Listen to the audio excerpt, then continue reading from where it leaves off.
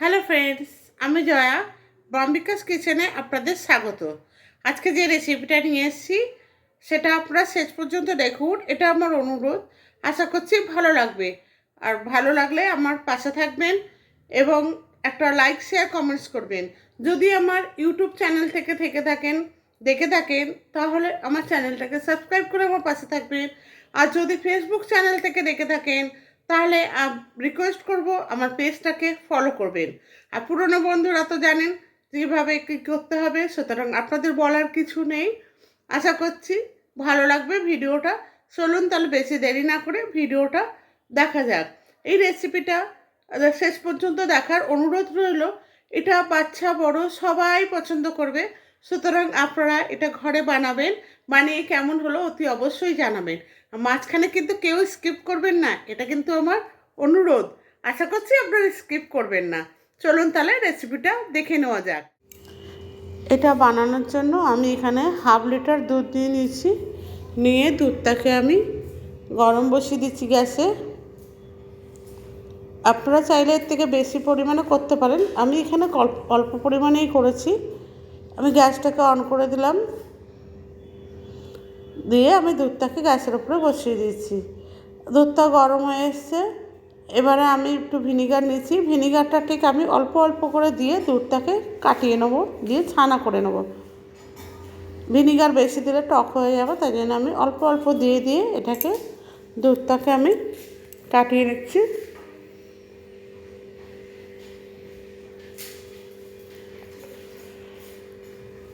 একটু একটু করে দেবো, কারণ বেশি দিলে অনেক সময় বেশি পড়ে গেলে ছানাটা টক হয়ে যায়।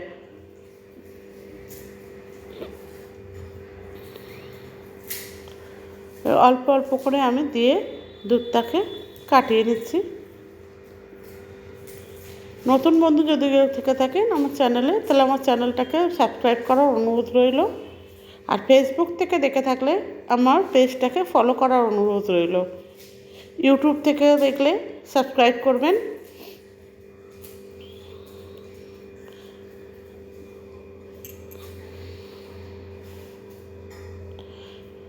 একটু একটু করে আমি ছানাটা পাঠিয়ে নিচ্ছি, ভিনেগার একটু একটু করে দিয়ে। ঠিক যতটা লাগবে আমি ততটাই দেবো, ওই জন্য।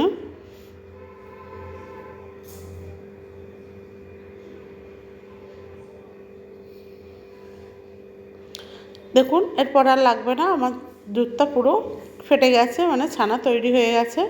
এরপরে আমি আর ভিনিগার ইউজ করব না। এবার আমি এটাকে একটা ছাঁকনিতে ছেঁকে জল দিয়ে ধুয়ে নেব। ধোয়া হয়ে গেছে, এবার আমি এটাকে থালার মধ্যে নিয়ে নিয়েছি। নিয়ে এবারে আমি এটাকে হাত দিয়ে ভালো করে ম্যাশ করে নেব, যাতে একটু কোথাও ডেলা না থাকে, এমনভাবে আমি এটাকে ম্যাশ করে নেব।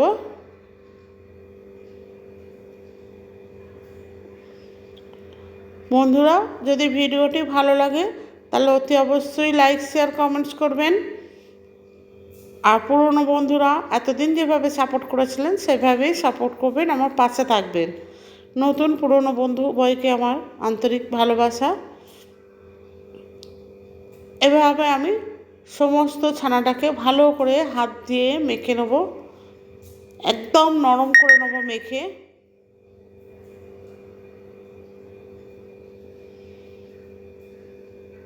এভাবে হাতের তালু দিয়ে ভালো করে এটাকে মেখে নিতে হবে।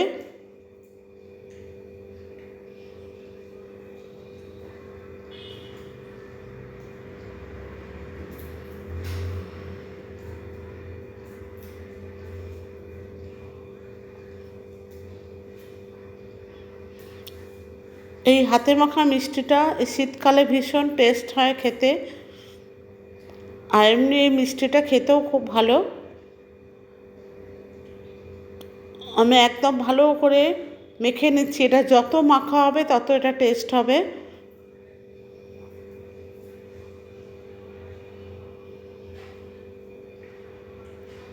একটু যেন ডেলা না থাকে সেইভাবে মাখতে হবে। দেখুন একটু ডেলা নেই, একদম নরম হয়ে গেছে। আমার এটা মাখাও হয়ে গেছে।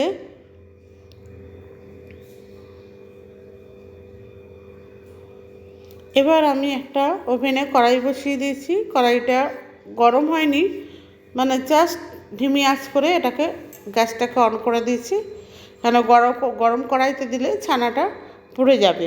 তাই জন্য একদম ধিমি আঁচে আমি এই ছানার ডোটাকে তুলে দিয়েছি। দিয়ে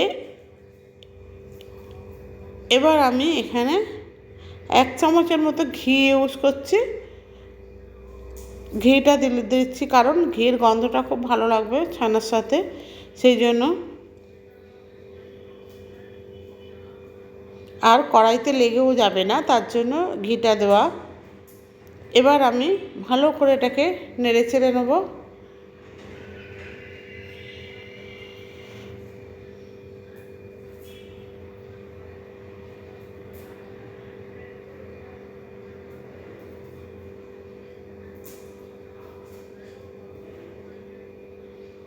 এবার আমি এখানে কিছুটা খেজুরের গুড় নিয়েছি, নিয়ে গুড়টাকে আমি কড়াইতে দিয়ে দিলাম।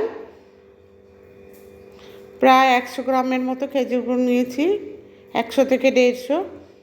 আপনারা মিষ্টিটা আপনাদের উপর নেবেন, তবে এটা একটু কম মিষ্টি হলেই বেশি ভালো লাগে। এবার এটাকে ভালো করে আমি নেড়ে চেড়ে নেবো যাতে গুড়টা পুরো ছানার মধ্যে মিশে যায়।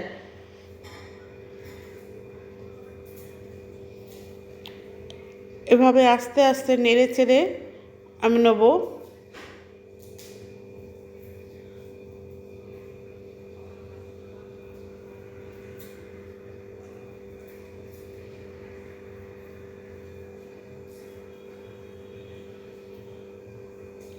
পুরো ছানাটা এইভাবে আস্তে আস্তে আস্তে আস্তে করে আমি ধিমি আঁচে করব পুরোটাই।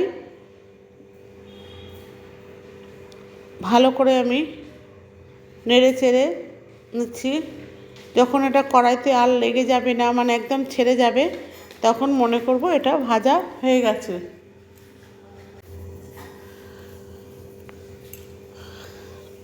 এটা আমার ম্যাক্সিমামটা এটা করা হয়ে গেছে, কড়াইতে আর লেগে যাচ্ছে না, দেখুন।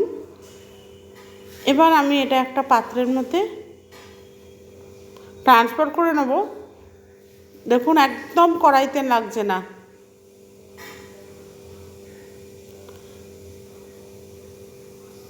এবার আমি একটা পাত্রের মধ্যে ভালো করে এটা ছাড়িয়ে নিয়ে, দেখুন একটুও লেগে নেই।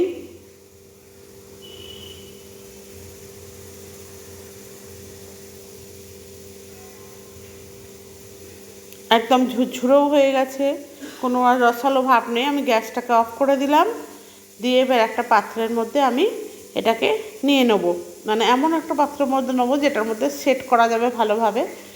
দিয়ে এটার মধ্যে রেখে আমি কিছুক্ষণের জন্য ডিপ ফ্রিজে রাখবো, মানে ডিপে না, নর্মাল ফ্রিজে রাখবো, ফ্রিজে, যাতে এটা সেট হয়ে যায়।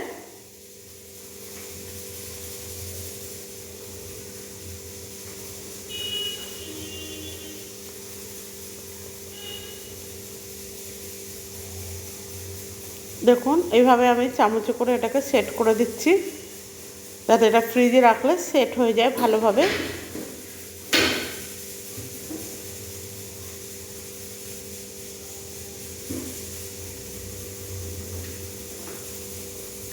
এভাবে ভালো করে আমি সেট করে দিলাম।